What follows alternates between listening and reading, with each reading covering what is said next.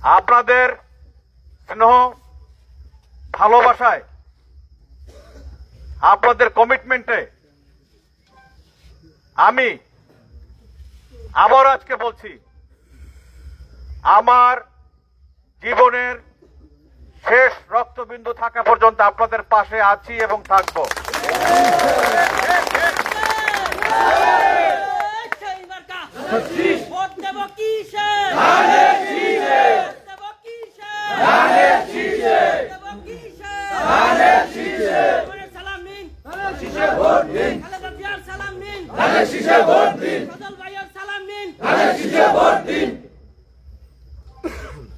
আমি মনোনয়ন না পেয়ে আপনাদের চোখে যে অশ্রু দেখেছি, যে কান্না আমি দেখেছি, এই চোখের পানির ঋণ আমি জীবনে শোধ করতে পারবো না। একসাথে এক পথে চলেছি আপনাদের সবাইকে নিয়ে, রৌদ্রে পুড়েছি, ঘামে ভিজেছি, বৃষ্টিতে ভিজেছি। আপনাদের আমি মনে করি আমরা একই পরিবারের সদস্য।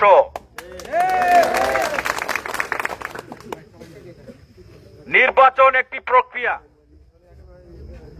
আমি যতদিন গরুনদী আগলঝাড়ায় কর্মসূচি পালন করেছি, আপনাদেরকে সাক্ষী রেখে আল্লাহকে হাজির নাজির করে বলেছি আমি একজন মনোনয়ন প্রত্যাশী, আমিও মনোনয়ন চাইব। দল যদি আমাকে বিবেচনা নাও করে, যাকে বিবেচনা করবেন প্রথম মিনিটের প্রথম সেকেন্ডে আমি ধানের শীষের পক্ষে তার জন্য কাজ করব। আমি আমার ওয়াদা রেখেছি, যিনি মনোনয়নপত্র পেয়েছেন আমি ধানের শীষের পক্ষে তার পক্ষে কাজ করার জন্য শুভেচ্ছা জানিয়েছি। আমি কি ভুল করেছি? যিনি নমিনেশন পেয়েছেন এই আসনের সাবেক এমপি, তিনি আমার মর্যাদা রেখেছেন। তিনি মনোনয়নপত্র পেয়ে 1 ঘন্টার মধ্যে উনি বলেছেন, প্রথম ফোনটা আমি সজলকে দিয়ে শুরু করলাম, উনি আমাকে ফোন দিয়ে দোয়া চেয়েছেন।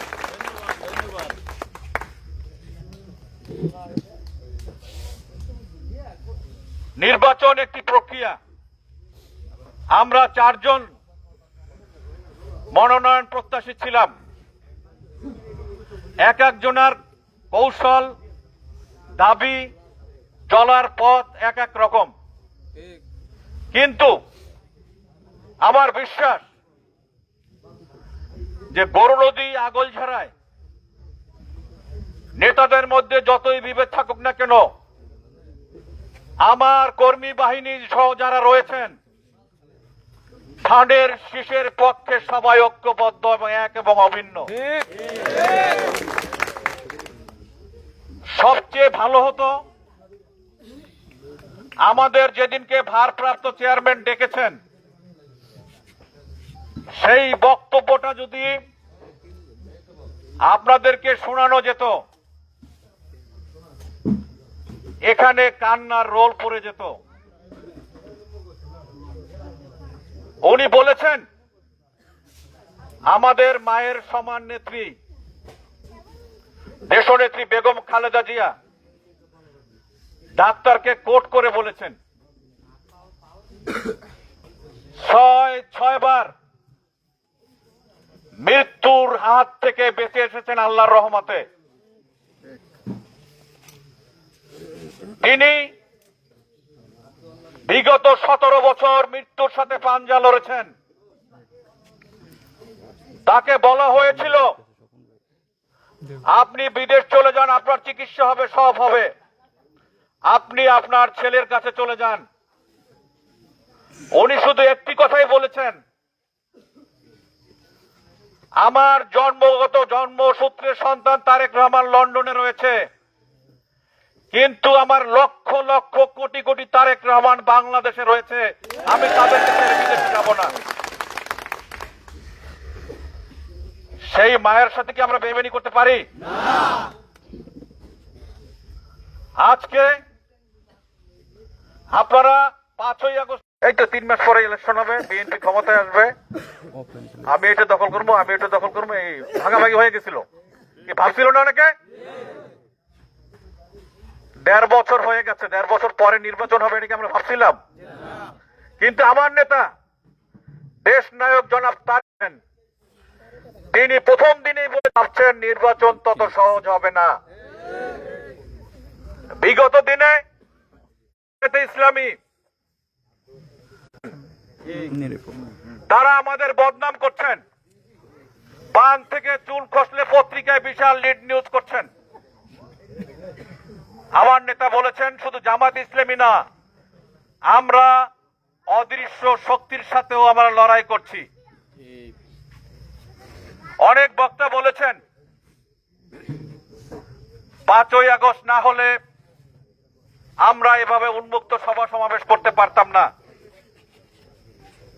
আজকে ঘরে ঘুমাচ্ছি, 5ই বাপ মা হারিয়ে জানাজায় উপস্থিত হতে পারেন নাই, বাবা মার চিকিৎসা পর্যন্ত করাতে পারেন নাই। সেই অবস্থা থেকে আমরা পরিত্রাণ পেয়েছি, কিন্তু আগামী নির্বাচনে ধানের করতে পারি, বিএনপিকে যদি ক্ষমতায় আনতে না পারি, গত 17 বছরের চেয়েও ভয়ঙ্কর অবস্থার সামনে বিরাজ করছে।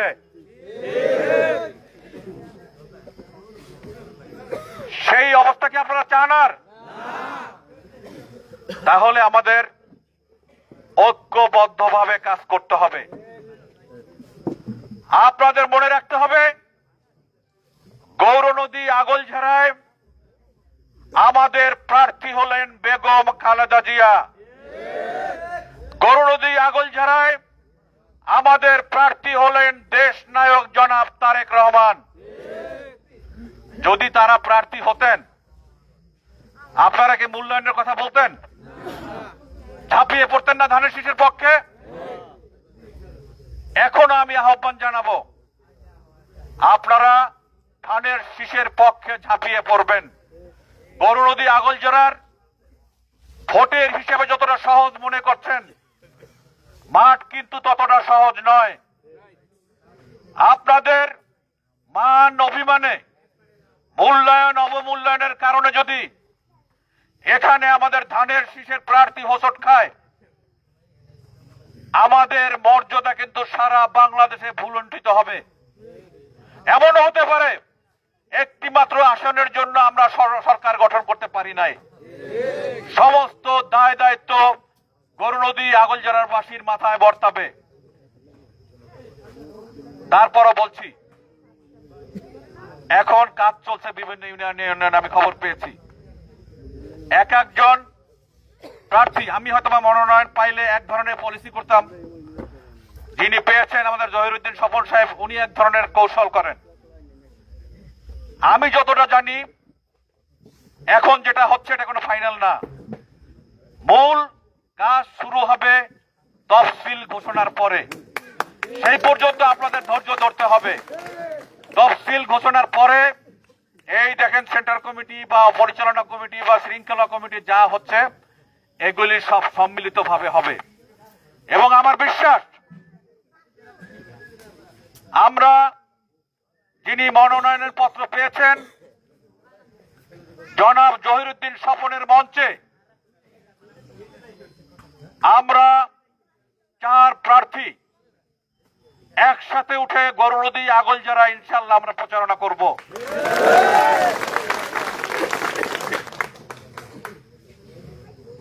আরো 2 জন প্রার্থী যারা মনোকষ্টে রয়েছেন, আলটিমেটলি তারা দলের নিবেদিত প্রাণ নেতা। বিগত 17 বছরে তারা জেল খেটেছেন, মিথ্যা মামলার আসামি হয়েছেন, অনেক পরিশ্রম করেছেন, তাদের মানসিক কষ্ট থাকা স্বাভাবিক। কিন্তু আমার বিশ্বাস তারা এই মানসিক কষ্টের চেয়ে দলের অস্তিত্বকে বেশি গুরুত্ব দেবেন। এবং যিনি মনোনয়ন পেয়েছেন, দেশনায়ক জনাব তারেক রহমান সবাইকে স্পষ্ট ভাষায় বলে দিয়েছেন, যারা মনোনয়ন চেয়েছেন, যিনি পেয়েছেন, সবাই মিলে ঐক্যবদ্ধভাবে কাজ করতে হবে। এটা তার নির্দেশ, এটা তার কৌশল না, এটা তিনি নির্দেশ দিয়েছেন। আমার বিশ্বাস জহিরুদ্দিন স্বপন সাহেব সবাইকে একত্রিত করে গৌরনদীতে ধানের শীষের একটি জাগরণ সৃষ্টি করবেন। আপনারা মূল্যায়ন অবমূল্যায়নের হিসাব না করে সেই ধানের শীষের জাগরণের সবাই শরিক হবেন। আমি আপনাদের একটি কথা আগেও বলেছি, এখনো বলি, মনোনয়ন পাই বা না পাই, পাবো বা না পাবো, সেই হিসাবে কামরুল ইসলাম সজল যাবে না। কামরুল ইসলাম সজল আপনাদের ওয়াদা দিয়েছে, আপনাদেরকে এক পরিবারের সদস্য করেছে। আমরা সবাই একসাথে থাকবো, একসাথে চলবো, একসাথে দেশ নায়ক জনাব তারেক রহমানের নির্দেশনা বাস্তবায়ন করব।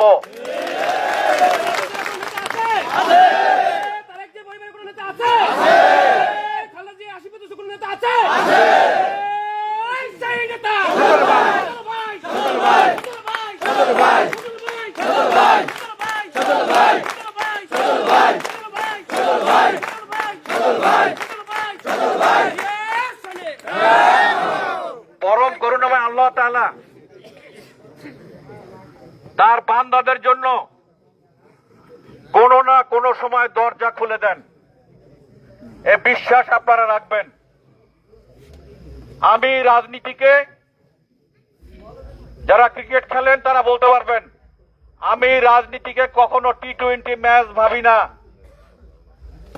আমি মনে করি এটা হলো টেস্ট ম্যাচ। খেলা চলবে, রাজনীতি চলবে, দেশের জন্য আমরা কাজ করব, দলের জন্য কাজ করব এবং বীরের ভেসে দেশ নায়ক জনাব তারেক রহমানকে বাংলাদেশে ফিরিয়ে আনবো, এটাই আমাদের স্বপ্ন। সেই স্বপ্নকে সামনে রেখে আপনারা কাজ করবেন। আমি আবারও বলছি, আমি যতদূর জানি তফসিল ঘোষণা হওয়ার পরে নির্বাচনী মূল কার্যক্রম শুরু হবে।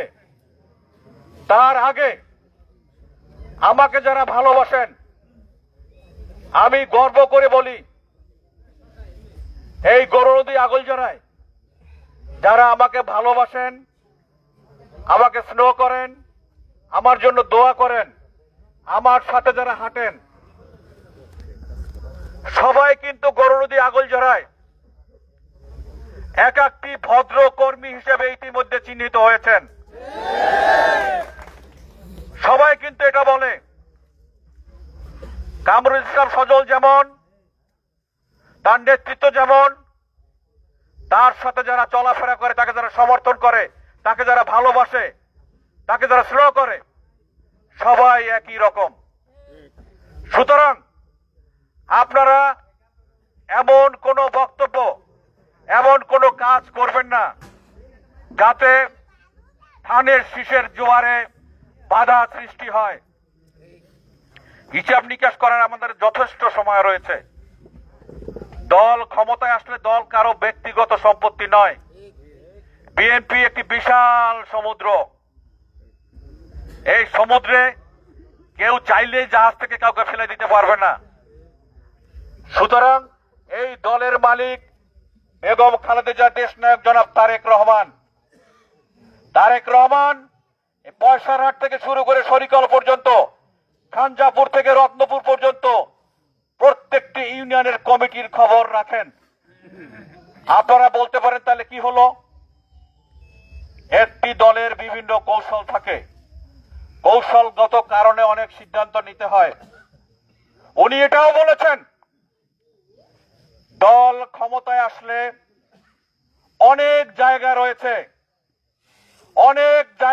অনেক পোস্ট রয়েছে যেখানে নেতৃবৃন্দকে প্রোভাইড করা যায়। সুতরাং হতাশ হওয়ার কোনো কারণ নাই। আজকে আপনারা যারা আমার ডাকে এখানে উপস্থিত হয়েছেন শীতের মধ্যে, আপনাদেরকে শপথ করে যেতে হবে যে আমরা সবাই ঐক্যবদ্ধভাবে ধানের শীষের পক্ষে কাজ করবো। কি আপনারা রাজি তো? সবাই রাজি? দেখি হাত তোলেন তো সবাই। ধানের শীষের পক্ষে কাজ করতে হবে। আমরা প্রার্থী বাছাই করব না, প্রার্থীর বাদ বিচার করব না। আপনারা মনে করবেন আজকে গরুনদী আগলজোড়ায় মনোনয়ন পেয়েছেন দেশনেত্রী বেগম খালেদা জিয়া। আপনারা মনে করবেন গরুনদী আগলজোড়ায় মনোনয়ন পেয়েছেন দেশনায়ক জনাব তারেক রহমান। ওনারা নির্বাচন করলে যেভাবে নিজেকে নিয়োগ করতেন আপনারা সেইভাবে নিজেদেরকে আত্মনিয়োগ করবেন। এদিক ওদিক বিবেচনার সময় নাই। আমি আগেও বলছি নির্বাচন নিয়ে ষড়যন্ত্র হচ্ছে। আপনারা যত সহজ মনে করেন অত সহজ কিন্তু নয়। আরেকটি বিষয় আপনারা চোখ কান খোলা রাখবেন। ইদানিং দেখবেন আমার কিছু বোনেরা বোরকা পরে গ্রামের বাড়ি বাড়ি যাচ্ছে তামিল দিতে, কি তালিম দিয়ে কথা বলা শেষ করে বেস্টের টিকিট বিক্রি করে কোরআন শপথ করায় ভোটটা দাঁড়িপাল্লায় দেবেন। এভাবে অনেক জায়গায় হচ্ছে। এই বিষয়ে আপনারা চোখ কান খোলা রাখবেন। ওনাদের চরিত্র তো দেখলেন আপনারা, মুনাফিক ওনাদের চরিত্র ভোগ করতে পারে, আপনাদের হাত পায়ের রক কিন্তু কিছুই থাকবে না। সার্বিক বিষয় বিবেচনা করে আপনারা কাজ করবেন। আমি গরুনদী থেকে ঢাকা থেকে গরুনদী আসার আগে আমি একটা শপথ নিয়ে আসছি। এই শপথটা আপনারা আমার সাথে করবেন সবাই। খারাপ কিছু না, কারো জমি জমা নেব না। সবাই আমার সাথে বলবেন, আমি আজ এই সম্মানিত সমাবেশে উপস্থিত সকলকে সামনে রেখে শপথ নিচ্ছি যে আমরা একত্রিতভাবে এবং দৃঢ়ভাবে ধানের শীষের মার্কার পক্ষে কাজ করব। আমরা আমাদের সমস্ত শক্তি ও পরিশ্রম নিবেদিতভাবে এই লক্ষ্য অর্জনে সমগ্র শক্তি প্রয়োগ করব। আমরা শপথ নিচ্ছি আমরা ঐক্যবদ্ধভাবে কাজ করব, একে অপরের সহযোগিতা করব। আমরা সৎ এবং ন্যায্য প্রচারণা চালাবো। আমরা ভোটারদের সঙ্গে সম্পর্ক স্থাপন করে তাদের ভোট নিশ্চিত করব। এই শপথের মাধ্যমে আমরা দৃঢ় প্রতিজ্ঞ যে ধানের শীষের বিজয় অর্জন না করা পর্যন্ত আমরা কেউ ঘরে ফিরে যাব না। শহীদ প্রেসিডেন্ট জিয়াউর রহমান অমর হোক, বেগম খালেদা জিয়া জিন্দাবাদ, দেশ নায়ক জনাব তারেক রহমান জিন্দাবাদ। আপনারা সবাই বসেন। এই বক্তব্যের শেষে, মিটিং এর শেষে আমার পক্ষ থেকে ক্ষুদ্র একটি আয়োজন রয়েছে, আপনারা সবাই সেটা গ্রহণ